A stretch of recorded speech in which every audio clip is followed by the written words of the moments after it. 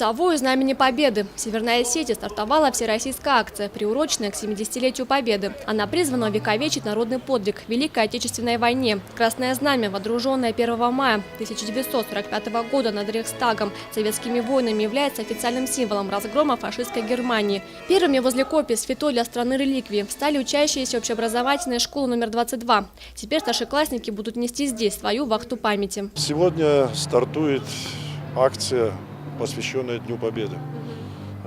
Значит, акция идет под знаменем Победы. И сегодня произошла передача этого знамени этой школе. Я считаю, что это является знаменательная акция ко Дню Победы.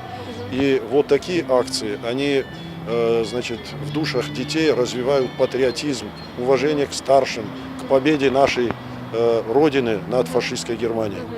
Эти мероприятия, которые сегодня мы видели вместе с вами, они еще раз подтверждают то, что мы не забываем своих предков, которые отстояли эту победу на фронтах Великой Отечественной войны.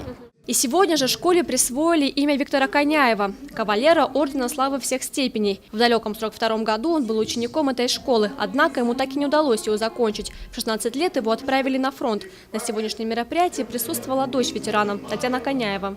Я с таким теплом, с таким волнением сегодня пришла на этот праздник, потому что эта школа является как для вас. Вы пришли в первый класс в школу, а потом уходите в 11. Она ваша остается родная, ваш дом. Вот такая школа была 22-я для моего папы. Патриотическая акция пройдет во всех общеобразовательных учреждениях республики. В каждой школе будут организованы почетные караулы у Знамени Победы. А 9 мая копии знамени будут пронесены в праздничном параде в Москве.